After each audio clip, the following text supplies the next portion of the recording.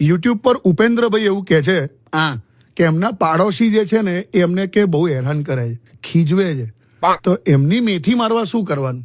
એવું નહીં, એ તો બધી ડિટેલ જોઈએ, કોણ છે કેવું છે. પછી એકદમ આકરા પાણી હોય ને આપણને પાડી દે તો શું કરવાનું? એવું એટલે આ તો કંઈક જનરલ હશે. તમે જનરલ કોણ? હું જે રીતે મારા પાડોશીને હેરાન કરી નાખું છું એ હું તમને કહું. શું લાયા પાછા? તમે નવું લાયા? આપણને એમાં શું કરવાનું? હા સવારે વહેલા ઉઠી અને આપણું કમ્પાઉન્ડ કે બાલ્કની જે હોય ત્યાં આગળ જવાનું, હા અને જેવી પાડોશને દેખાય હા. એટલે આપણે આપણા ઘર તરફ મોઢું કરીને મોટેથી બોલવાનું શું? કે બકા કે બકુ કે જાનુ કે જે તમે તમારી વાઈફને કહેતા હોય હા કે બકુ સરસ ગરમ ગરમ ચા તારા ખાટલાની બાજુમાં મૂકી દીધી છે, ચલો હવે ઉઠો ઉઠો, ચાલો ઠંડી થઈ જશે, ચા પી લો. આ બધું સંભળાયું બોલવાનું ને? મોટેથી. હા પછી કહેવાનું નાસ્તો શું કરવો છે બકુ?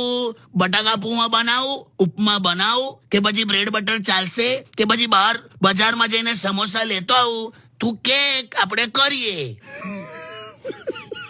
અને હા, આ જાળા બાવા કડવાનું જે ઝાડુ છે ને એ ક્યાં છે?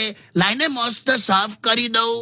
કાકા તું મસ્ત શાંતિથી બેસ બકુ. હા હું છું ને. લાવ. બે તું જો પછી.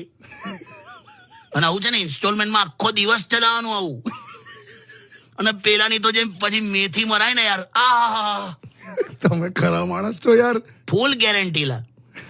અને એમાં પણ જો આ શુભ કાર્ય તમે રવિવારે કરો ને તો ડબલ આનંદ મળે. પણ આખી વાતમાં વાઈફને કોન્ફિડન્સમાં લઈ લેવાની. હા અચ્છા. ને તો પછી ખરેખર બધું આપણે જ કરવાનું આવે તો આપણી મેથી મરી જાયલા.